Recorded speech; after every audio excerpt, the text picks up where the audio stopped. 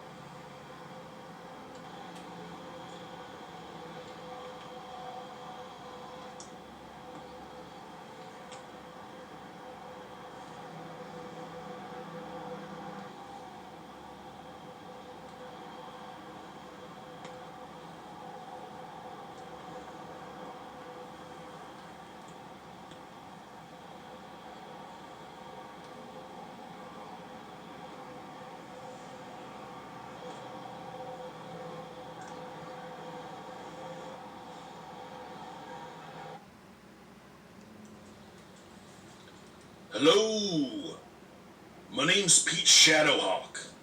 I'm good friends with Shadowman. He's a good man. I just want to recommend that you take his run home. Have a good day. Alright, this is a major book for Shadowman.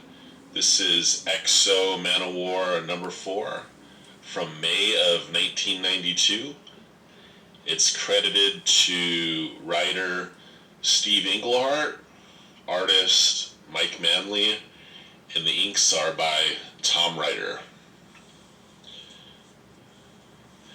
This is the first appearance of Jack Boniface. Here we have Ken and Eric, and they're on their way to New Orleans to the Mardi Gras to meet up with Toyo Harada. And they're going to a jazz club, and at the club we happen to have the musician playing some jazz, and that musician is none other than Jack Boniface. So that's his first appearance, that's his only panel in this book. And then the same month, maybe a week or two later, we have Shadowman number 1. Now this is from May of 92 also, and it is credited to writer Jim Shooter, penciler David Lapham, and Joe Rubenstein on ink duties. This is a wonderful book. A very direct content. The story is titled Jazz. We see Boniface on the stage doing kind of a probably avant-garde free jazz, and he notices a lady in the audience that had been there previous nights, and he'd noticed that she'd left with some gentlemen, and well, he thought on this night he might like to be that gentleman. So after talking to a friend and having a drink or two with the lady, they exit, and she takes him back to her place where she gives him this cocktail which immediately doesn't fare very well with him, and he starts to feel out of it, at which point she reveals herself in more ways than one, and she is a spider alien. But before she could devour Jack, a strange kind of power intercepts, and before she could completely devour him, she's scared away, leaving Jack with only an extreme hangover the next day. We have some very nice subjective shots of Jack waking up, the sun, and he's not quite sure if that was a dream. He starts to look around the woman's apartment. He finds a door that leads to an attic with a strange smell.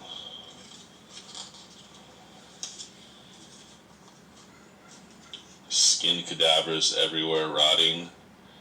He heads back down, leaving, and he goes to one of his clubs that he plays at and tries to piece together what happened.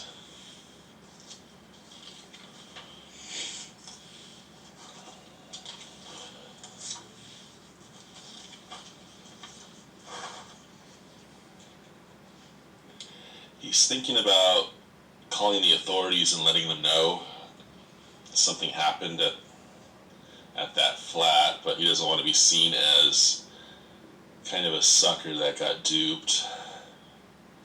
So he didn't want to let the authorities know he'd been fooled by a psycho. But while walking, he finds this carnival mask, and he says that some daytimer from Duluth wore it in the carnival parade to help scare away spirits. He's kind of entranced by the mask, and he takes it with him. He kind of hears a commotion from an alleyway, or maybe it's a subway station, and he sees a maniac cannibal consuming a woman with 2 knives, and immediately it dawns on him to put on the mask and intervene. A fight ensues. Jack feels an incredible strength and completely outmatches the knife-toting maniac, breaking the knives in the process, kicking the assailant, shooing him away.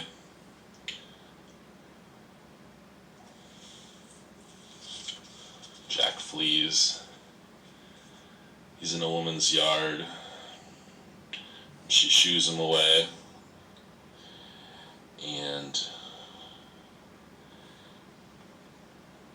she dubs him TheShadowman. So that's the end of book 1.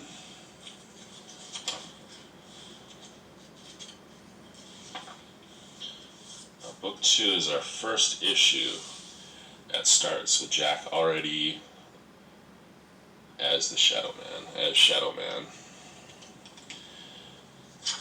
He's getting a checkup and basically just wants to know if he's okay.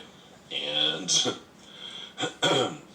just quickly, this is from June of '92 with credits to writer Faye Perozich, Jim Shooter, and pencils by David Lapham, and inks by Tom Ryder. So Jack's more and more, lo and behold, he prefers being in dark rooms. So the physician walks in and he's got the lights out. But, he kind of tells her he's got insomnia, doesn't feel right, and she says, well, aside from that scratch on your neck, which the spider alien woman actually left on his jugular, that he's, tip-top. He can't quite figure it out. but he'll accept it. So he heads home, and he can't quite get a lock on how he's feeling. It's just strange. So it's a great page right here. It perfectly exemplifies the straightforward storytelling. He's got his mask on the table, and he's trying to settle it down. He's trying to relax, maybe thinking of having a beer, scratching around the cupboards, and the mask just keeps calling to him.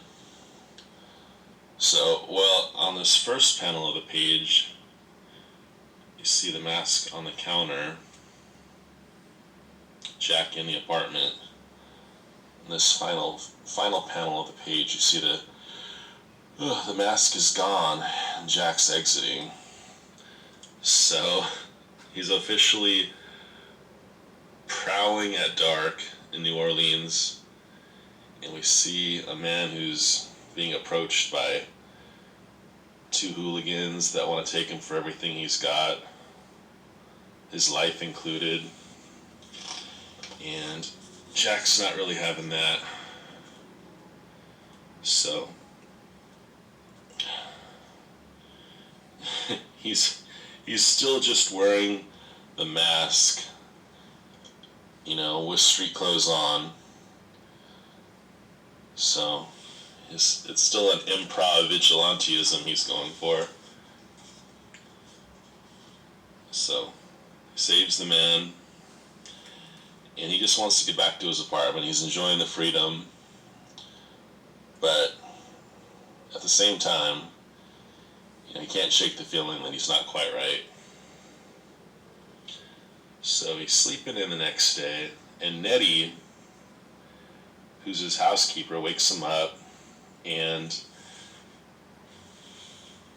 she's talking to him like she sort of realizes what's going on with him. She's seen something in him. She can measure that he's not the same, She's been watching him, and she's been seeing things. And she has this instinct about something she calls Loa. And she can see it in him. And Jack responds, isn't that some kind of voodoo thing? But Nettie knows a lot. She knows the significance of the mask. So Jack's actually kind of been validated. So now he's going out predetermined, and he's suited up in mask. Can't sleep anyway. He's seeing this crime scene. He knows something evil is afoot. So he decides to go back to the apartment where he'd been attacked and left for dead. And the attic, which was previously covered with bodies, is now empty. It's being raided by SWAT, so he narrowly escapes. Calls up a friend of his to kind of talk him through this. He still doesn't quite know if he wants to be doing this. So he phones his friend Scott.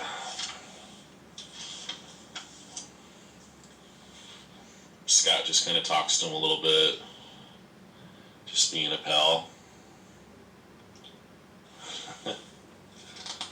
And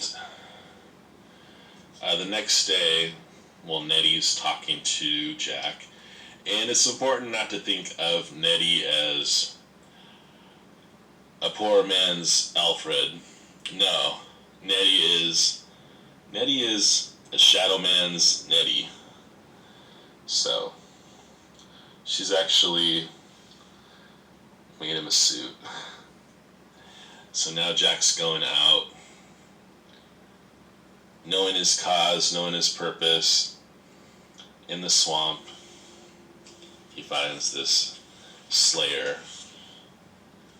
that's been painting the alleys with blood. And Jack's right at home in the swamp. Slayer is swinging the axe, seemingly with the jump on Jack, drowning Jack, but no.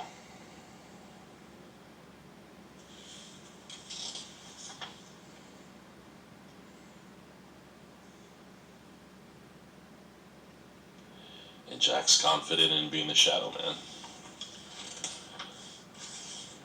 Do one more issue, because after this, in issue 4, it goes into Unity. This is a very good issue. It's the content's a little tough. Let's just get into it. This issue was from June of '92. Writer was Faye Perosic again. This time Mark Moretti on pencils. And Charles Barnett on inking. So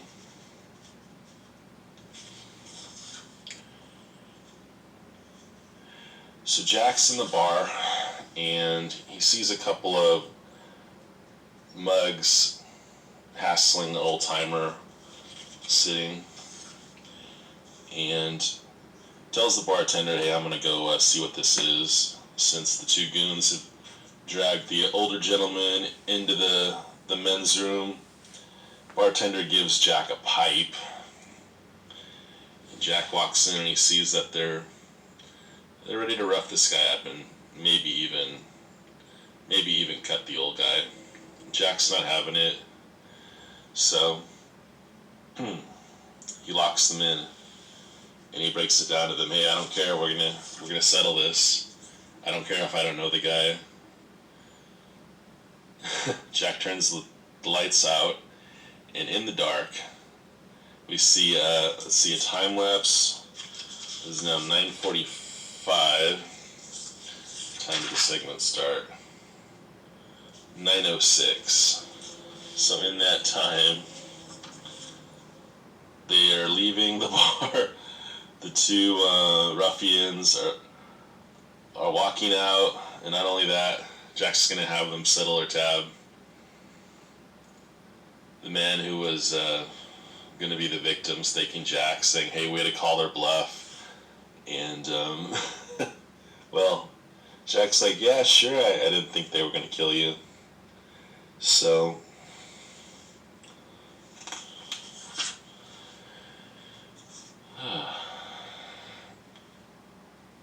Jack's just kind of enjoying a conversation with a lady. The next day at Sosa Plantation in Lafayette, we meet for the first time this gentleman Sosa, who's reading about Shadowman. And, well, Sosa's business is very disturbing. He's a blackmailer, and he is, well, he's in a rotten business. Anyway, one of his workers brings in some of the blackmail money. Sosa's very glad to be receiving that. And he also divulges what his other trade is. And under the circumstances, he's decided that he no longer needs this guy who brought in the dough for him. And for the first time, we can see what Sosa could actually do. And grabs the man, and he runs some hot bolts through him. And then this little kid that was also brought in with the money, he's escorting her off to this room. And he has kind of these maids that are working for him. And he's basically keeping them all quiet by having the maids' children threatened. So here we see Sosa.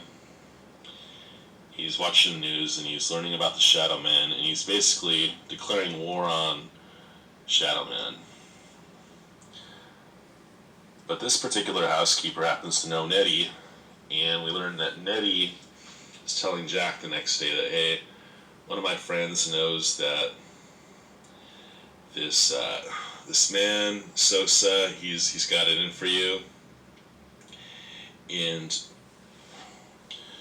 Nettie knows more and more about this character Sosa and just how nefarious he is, and she even goes as far as to talk about his ability to fry people.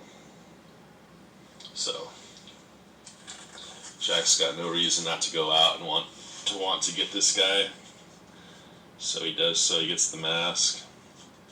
But not before putting on a show. And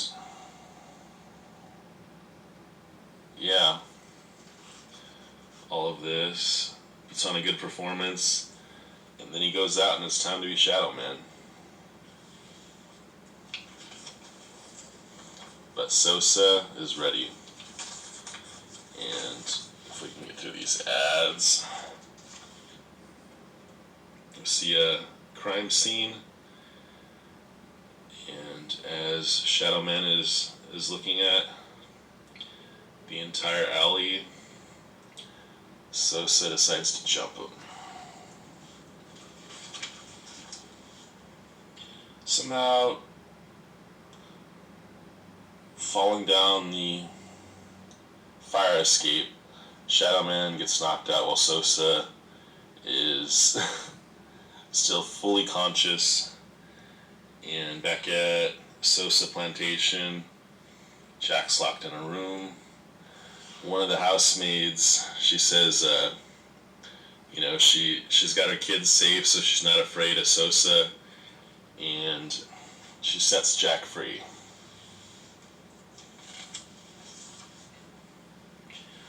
And Jack does everything he can. He gets the little kid to safety. Meanwhile, Sosa's down in his basement and he realizes the little kid's missing. At which point, Sosa finds her again. She didn't get far enough away to safety. Jack's gone inside looking for him, and Sosa's calling him out. And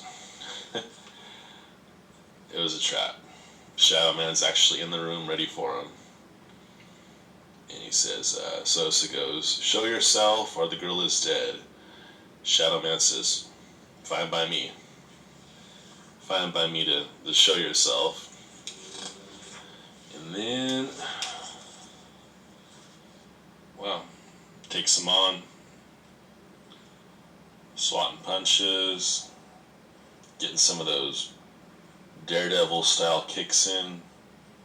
Kick the guy behind his knees kind of moves.